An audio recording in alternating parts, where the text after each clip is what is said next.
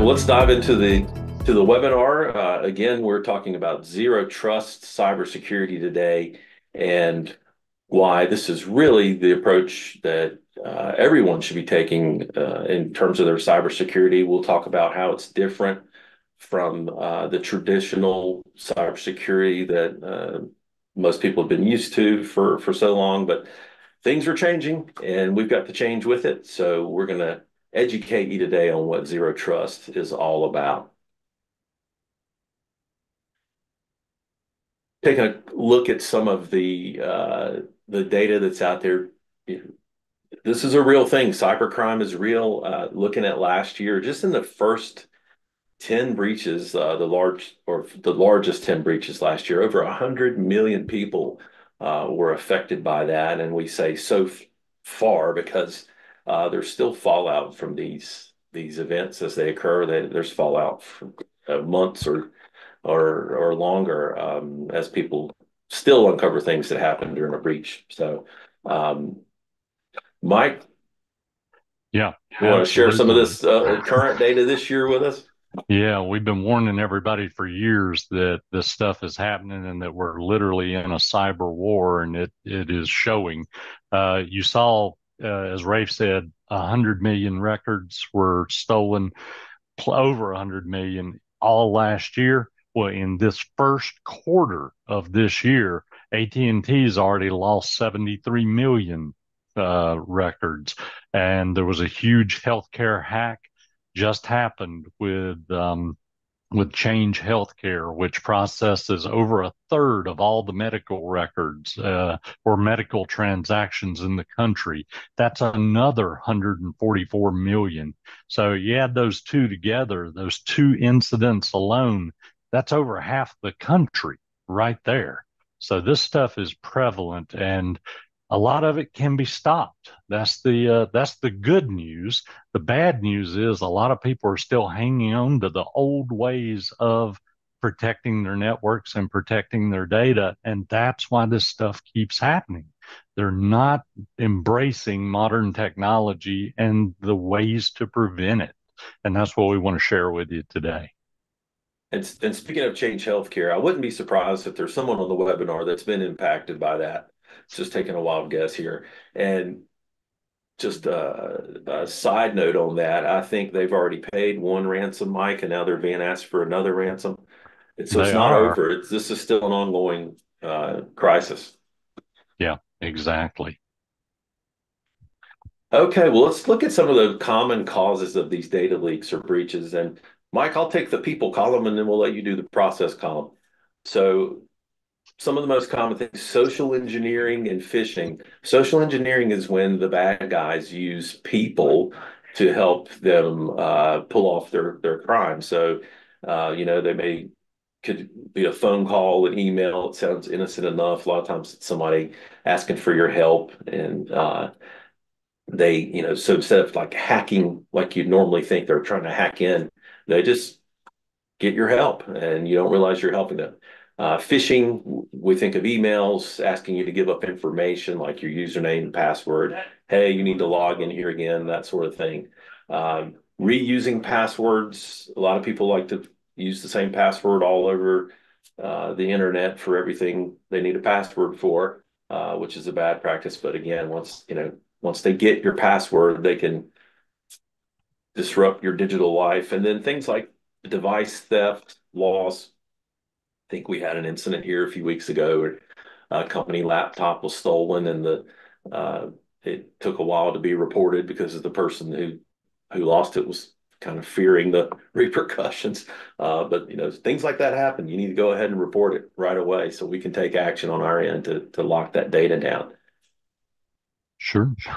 And as we move over to the processes, this is more configurations, things of that nature. And these are very real also.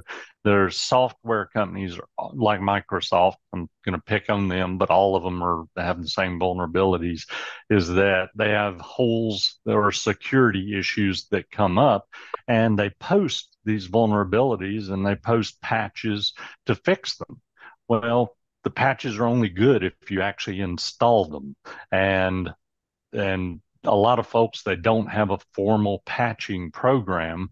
So they end up with all these vulnerabilities, and the hackers know about the vulnerabilities because they're all posted. They're all public information. So it gives them attack targets, and it makes hacking so much easier. And then you run into things like misconfigured settings, ports that are open in firewalls, for example, that don't need to be, things like that. And also devices that the default passwords are being left. For example, if you get a new camera or a new printer for your office that'll have a default password to log into it to configure it, most people don't change those. And that is an entry point for a hacker. And that's an example that happened, oh, it was a couple of years ago, but there was a Vegas casino that got hacked because a thermometer in an aquarium was attached to the internet, and they never changed the password. And they were able to actually jump into the thermometer and then jump over to the network and insert ransomware. It's crazy. You got to think about all this stuff now. The threats can come from anywhere. So. That's who would ever suspect that the thermometer would open up the doors to the hackers? So those are all Internet of Things type of devices. So if you have your Ring cameras and your Nest thermostats, you want to be sure you change those default passwords. Mm-hmm. And if you guys do have any questions during this, there is a Q&A button there. It should be at the bottom of your screen. Please click on that, and we're going to address all the questions at the end. So please feel free to ask any questions you need to along the way. Thank you for that. All right, looking at traditional cybersecurity and some of the limitations and just the mode of thinking there tended to rely on perimeter defenses. So, in other words, keeping the bad guys out, right? It was all about those perimeter type things and static security controls. And zero trust is going to focus more on taking a mindset that, hey, the bad guys are in here already. So if we just treat everything as if the bad guys are already here, it's a much safer framework or approach to protecting ourselves. So old way focused on prevention, new way focuses on prevention and detection. Mike, you want to add anything to that thought Well, there? yeah, the big thing that changes here is what happened in 2020 when COVID happened, and all of us realized, or a lot of us realized, that we could work from home, and our workers got spread out all over. So when everybody went home, then we ended up with a Yeah. firewall issue to where to where folks are not behind the firewall anymore. So your perimeter got exploded. Your perimeter is all around, and that's why it's so important to have a zero trust environment. You don't know where people are anymore, so you can't trust the device is safe behind your firewall. Hopefully we're together here. AI, we're talking about AI and cybersecurity. AI is bringing a new um, bag of concerns to us in terms of cybersecurity with things like phishing, for example. Um, it used to be a dead giveaway for a phishing email was something poorly written. You know, you get an email and it just looks like the grammar, spelling, punctuation is all just horrible.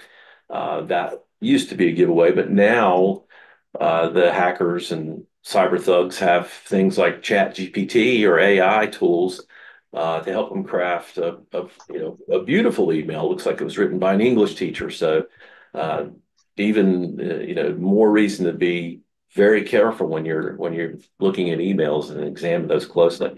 Things like deep fakes. If you've never heard of deep fake, if you've seen a movie recently where there's an actor that you thought, hey, I thought they were much older or even dead, some of them, the movies are using that deepfake technology, which is an AI tool to imitate people. And it's also a threat now because, even though that technology is great, I've got an app on my mobile phone. I just need to record your voice for 30 seconds and I can make phone calls as you. So scary stuff there. And then AI is also able to automate exploits. For example, you can use AI to uh, try to guess passwords, just as an example. Uh, So let's get into zero trust, which is the topic of the webinar today. What is zero trust? It's a framework, an approach to securing your environment that moves beyond that traditional mindset that we were just talking about. So the old approach was trust but verify. The new zero trust approach follows this idea of never trust, always verify. Again, we're assuming bad guys are always already in. So, Mike, take us through the mindset here a little bit more in terms of zero trust. Sure, sure. The zero trust, the main thing that we wanted to get across here is this is a mindset. It's a security model. Zero trust is not something you can just go to the store and buy a package that says zero trust and you turn it on. It doesn't work that way. This is a whole compilation and a strategy of protecting your business and your data. So keep that in mind. And each component that we show you is exactly that. It's a component of the whole. And if you leave pieces out, that's what the hackers are hoping you'll do, because that leaves holes. And the different components, as Rafe had mentioned, is you make sure you verify, you never trust. So even the program you have installed that you know is good, you don't just assume it's good every time you run it. It needs to be re-verified on a consistent basis. Is it the right version? Does it still have the right digital signature? All of this is important because a hacker could easily slip in, replace that program with their own malware. And if you've already trusted it and you're not doing a double check, the malware will run instead. So that's just one overly simplified example. And you also want to do things that are just obvious best practice, like having least privilege access. You only want to give people and programs access to what they need to get their job done or for the program to function and nothing else. Great stuff. Yeah, least privilege access. I think an example that comes up, Mike, was you don't want to give the janitor access to the payroll data, right? Right. Just because they're both network users. Um, Correct. Again, zero trust assumes there's a breach, so it treats every access request as an untrusted request. So, Mike, you may want to speak more to just assuming there's a breach all the time. Yeah, that a good example is the one that I just gave with certain programs because, for example, let's say, and again, I'm going to pick on Microsoft just not for any particular reason, but let's say Microsoft Word had a security or had a vulnerability that was announced. Well, if you've already got Word on your network, you've been using it for years, you know it, you trust it, if you continue to use it and you're not doing a double check, you're not checking it for patches, you're not running updates, then you've became vulnerable. We saw this actually happen last year. There were thousands of Exchange servers, mail servers that got hit because there were known vulnerabilities and people just weren't patching. They weren't taking the time to patch it. And it ended up being a major disaster for a lot of companies. So that's the whole idea around this zero trust. You've got to constantly be verifying not only the people, but also the programs that are accessing the network and the devices too, because you never know what might pop up on your network. Harry over in sales might bring in a new camera or something, hook it up to the network. You don't know where it came from, and now it's on your network. And if you don't have any controls in place, malware on that camera could infect your network. So, yeah. Yeah, great stuff. And so these are the five pillars of zero trust. So these are the areas we look at in terms of never trust, always verify. Mike just touched on a few of these, but just to introduce those to you, the five pillars are identity, which is the person, the devices that they're using, their laptop, their phone, anything that's going to attach to the network itself, so all the moving parts, if you will, inside of that, and then applications, which are the programs you use, and then finally the data that you access. So if we take a little closer look at those five pillars, here are some examples of how zero trust is applied to each of those pillars. And Mike, I'll start with identity, and we can just kind of go back and forth here. So identity, one of the ways we verify is using multi-factor authentication, which um, uses a separate device to verify your identity. So an example would be you're logging into your bank website and it wants to send you a text, then you have to put the code that was texted to you into the website in order to proceed. That's multi-factor authentication. And then we see biometrics becoming more and more prevalent. And biometrics uses things like fingerprint scans or face scans. If you're an iPhone user, you'll probably see face scan a lot. So that's identity. Mike? The devices, that goes back to what I was saying. I used the camera example, the printer example, but it also means your computers too. You want to make sure your devices that are on the network are authorized to be there and that they have the security updates installed, they're properly configured. Everything needs to be in alignment or else you can have some vulnerabilities. Great. And then network, again, only grant access to authorized people and, remembering that idea of least privilege access. So you don't want to open it up to everyone. People need to get to what they use to do their jobs only. And the next one is applications. And although we've hit this several times, we're going to continue to hit it because this is, in my opinion, the most important one. Identity is right up there with it because you definitely need MFA, but applications are so important because this is the failure of traditional protection. Traditional protection, AV, antivirus, is looking for bad programs. Everything else gets allowed. So if the antivirus software has never seen what you're installing, it's going to let it install. That's the nature of antivirus, which sounds kind of crazy if you think about it. Why would I allow anything to be installed on my network, especially if it's unknown? Well, there are literally tens of thousands of programs, malware being written every single day. There's no way antivirus can keep up with that and recognize it all. So the opposite way of acting is what makes sense. And that's what zero trust is. Instead of allowing everything, known or unknown, we deny by default, deny everything and only allow what is known to be good and meets all the qualifications for what good is. And we have lots of qualifications for that. But everything else gets denied because if you think about it, if a hacker gets into your network, again, we assume he's already there. If he can't install anything, he can't run anything, he can't run any scripts, you just took all his tools away. 99% of the problem just got shut down.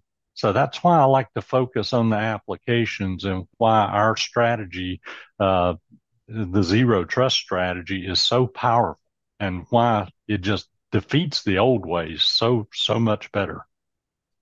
Great points. Yeah, I mean, if you compare letting everything run versus only approve things, that's strong, powerful stuff there. So finally, data. And when we're talking about data, we want to be sure we've got a great uh, backup program in place, which tests and verifies backups. And ideally, you've got three copies of the data, one of those being an offsite cloud backup. And then you also want to be sure that it's protected through encryption. This is one of the things that the ransomware guys go for first.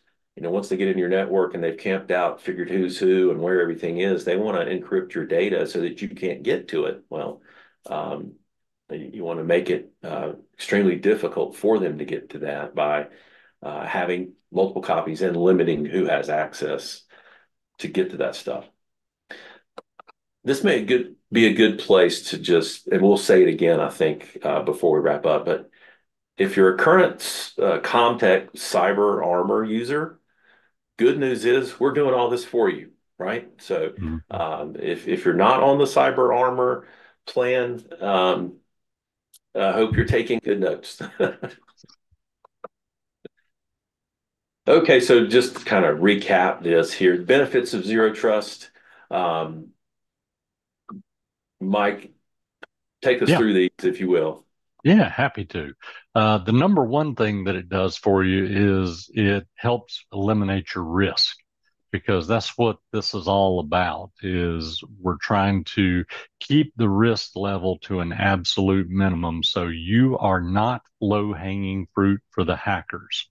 We want to make sure that it's as difficult as it can be for a hacker to get in. And if he does get in, he can't do, or the damage is limited. And that's what it helps do. And a side effect of the risk mitigation is cyber insurance providers. They love zero trust and they rarely see it. That's the sad thing is that there's so many companies that still don't embrace this technology and then the strategy, and it ends up boosting up your insurance rates higher, and your renewal or even your application may get denied now because you don't have these things in place. We structured our cyber armor solution specifically to address all of the things that we've been talking about, so you don't have to worry about it. I did actually see it come up. I know we're saving questions till the end, but I did see one come up saying this sounds overly complicated. How in the world would I ever implement it?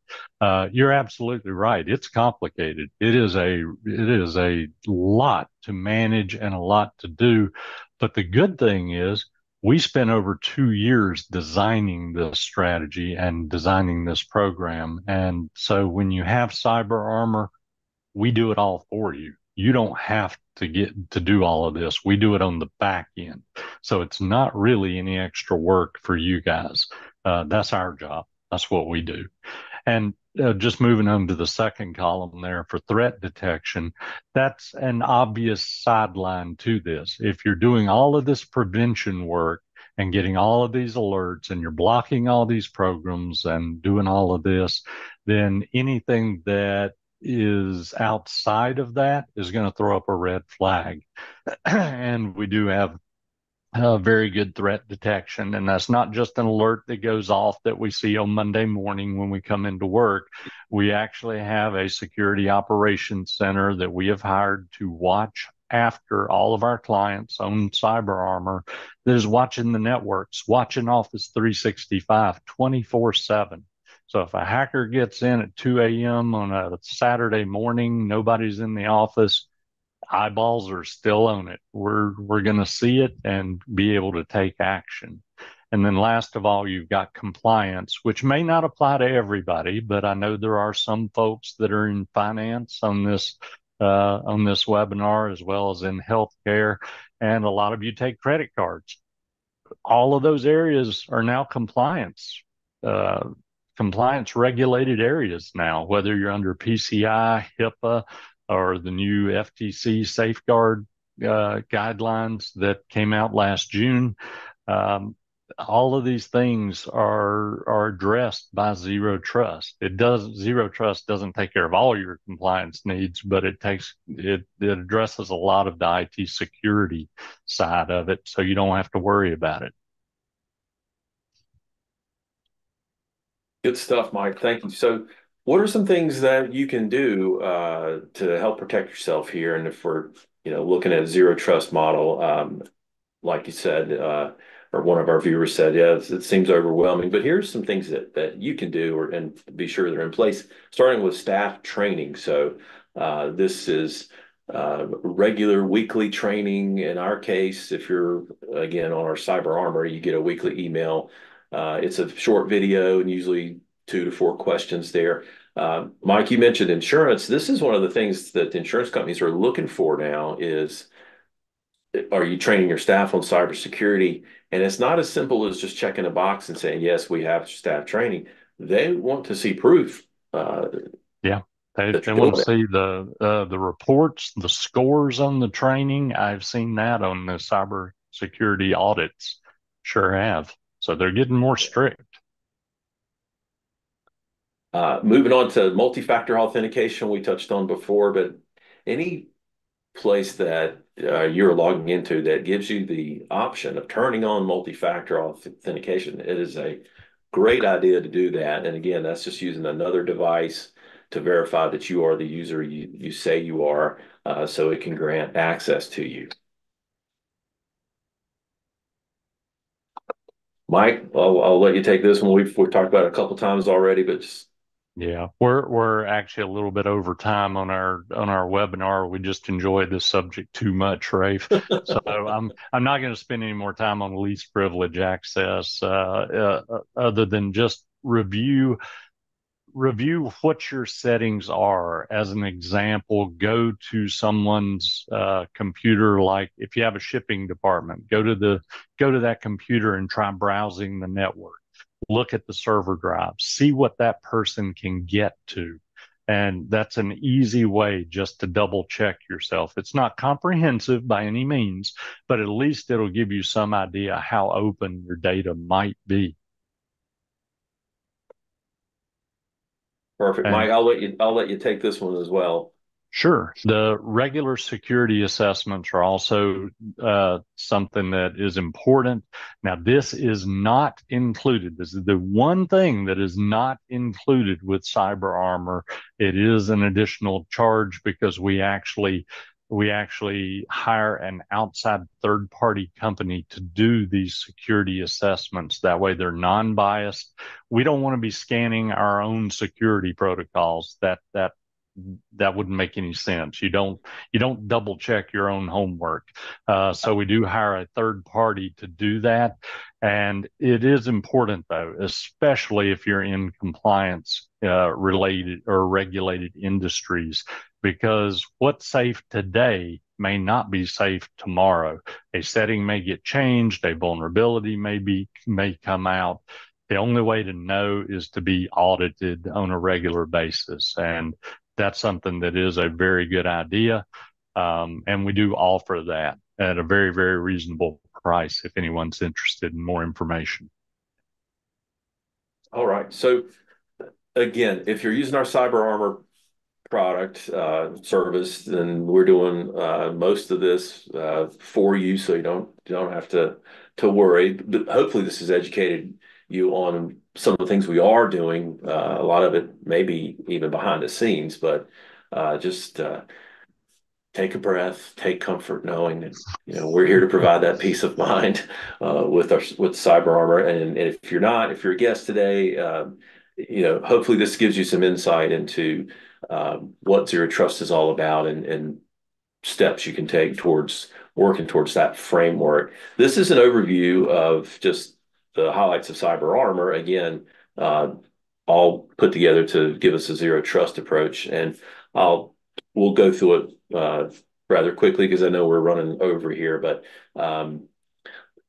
things like the 24/7 SOC monitoring. Mike mentioned that a little earlier briefly, but that's our security operations center. It's looking for things that might be malicious or suspicious, right? And it alerts a human who comes in and takes a closer look. Mike, you want to just hop through ransomware detection real quick? Yeah, that's a big one because ransomware is the rage right now. That's what's took down AT&T and Change Healthcare and a lot of the others, and a lot of the ones that you don't see on the news. We're always quick to say the news articles that you see are only the ones that were newsworthy. We see a lot of them going on in small business that you guys never hear about. They're just not big enough to make the news. But ransomware is a very real threat. And what we do is not only do we block it through the application controls as part of the zero trust strategy. But as another layer of protection, we have special software that detects ransomware. And if it did engage, somehow it got through all the other controls and it did start encrypting files, our software will isolate that machine from the network so it can't spread to others, and then we can remediate it. And that's the whole idea here, is that of all of this is it's a multi-layered approach. If you don't have a product like CyberArmor or a service like CyberArmor, then you're basically relying on your firewall and your antivirus. That's the same thing that everybody's relied on for the last 20 years. And that's why it doesn't work anymore. Great point. Um, the rest of these, I think we've already talked about application controls, obviously. Ring fencing was mentioned earlier in terms of not letting programs get out of their space they should normally be playing in. We just talked about training. Password Manager is just a tool we provide to help you have that unique password on every site that you need to have a password on. And then you only have to remember one password, and that's the Password Manager password. So, for sake of time, let's move on. Mike, Yes. let's help explain to everyone what is at risk here, because I know a lot of people think, oh, I'm too small, I'm not a target. My response, which you already know, is you're too small to be on the news, but you're not too small to be a target. Anyone with an email address is a target, actually. So, Very Mike, so true. take us to an example here of an actual breach. Yeah, I actually got this from one of the largest cybersecurity insurance companies in the country. And this was a recent ransomware event at a retail business, and it was not a big business. And the data breach ended up costing them over $2 million.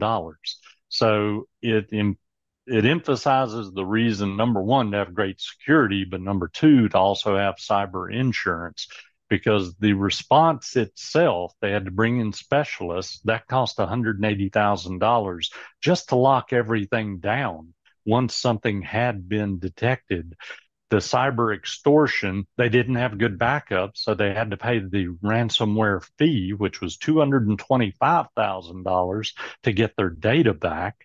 And they, of course, had to get a law firm involved. And this is not all the expense. This was just out the gate what it was going to cost to take care of this. So you've got your legal expenses in there. They also needed to pay $100,000 in indexing. These are things you don't think about. What indexing is, this is ransomware. Ransomware not only encrypts your data, but now it takes it and sends it out on the dark web for sale. You need to know what that data is, because you have to report it by law. You have to report any type of incident like that. And you've got to be able to show, yes, these are the records that were exfiltrated from the network. That costs money and time. So that was another 100,000. There was lots of other expenses. We're not going to go into them all here, but obviously they were offline. It cost them $400,000 in business interruption because they couldn't take credit cards. They couldn't operate for a certain period of time. All of these different things play into it. And one other one that you may not think about is the information security liability was $500,000. That was the biggest figure out of all of this. That is where the customer data, for example, let's imagine you're medical and your medical data gets out there and it's your fault. Well, now you've got to provide compensation to the people that you lost their data for. I mean, you're responsible for it. One of the examples, AT&T, for 7 million of those people that were breached, they have to provide identity protection services for the next 3 years for 7 million people. That's some serious expense. And these are all things that don't have to happen. They don't have to happen. That's so just take it seriously, because if you get hit, it hurts, and it hurts bad, and it hurts bad enough, depending on how big your business is. It can be a put you out of business situation. We're not trying to do fear mongering here, but this is real. Just open the paper every single day. It's there, or internet. Nobody gets paper anymore. Uh, and we don't have time to go into it, but I'll just say this: there's a belief out there that well, all my data's in the cloud. I'm paying XYZ company; they host my application, and all that burden's on them. Um, don't fall into that mindset trap. And we can chat more about that. I'll put my contact info up if you want to have a talk about that. Let me know. But we need to move on here. So the new normal, obviously, zero trust is moving us towards the new normal. But we have a cyber security assessment available if you'd like. I'll put up the contact info here in just a minute. Our job is to make sure all our clients can check all the boxes here, but this is a good self-assessment. And this is not a zero trust assessment, but it is more of a best practices assessment that we're happy to send out to you if you want to score yourself on it. And here's my contact info. Rafe at ComTechNC.com is the best way to get me. And before we leave you, we're going to have time for questions. We can pause here actually to take any questions. Yes. Let's see. Do we have any? I've got one here. It says I do have EDR on my network, which is endpoint detection and response, for those that may not be familiar with all the numerous acronyms that we love in this business. Am I protected? EDR is great. It is the next evolution of antivirus, but all it really means, I'm oversimplifying it, but all it really means is that in the old way, antivirus would set off an alert if it detected something. But that's about it. Somebody still has to address that alert. They've got to work on it. What EDR is the response part of it. That it means that a SOC, or a security operations center, is actually watching the antivirus software and can take action, can analyze the alerts and take action on it. It is important, and it is a piece of zero trust, but it's definitely not the entire strategy. It's just better than average antivirus. That's the easiest way to think of it. It in no way fully protects you. Great point. I hear that a lot out there too, Mike, about EDR, thinking that it's a total solution. Um, so I'm glad that question came up. And the last question that I see popped up is someone asked, "Hey, I'm just unsure. I'm not a technical person. I don't know what kind of security I've got in place." We do offer a free analysis of that. We are happy to evaluate what you've got and give you some recommendations. So just reach out to Rafe at his email address here, and we'll arrange that for you. You do not want to be unsure. That's one big thing. Don't leave this webinar wondering, am I safe? Let's confirm it. Don't wait for a hacker to prove it.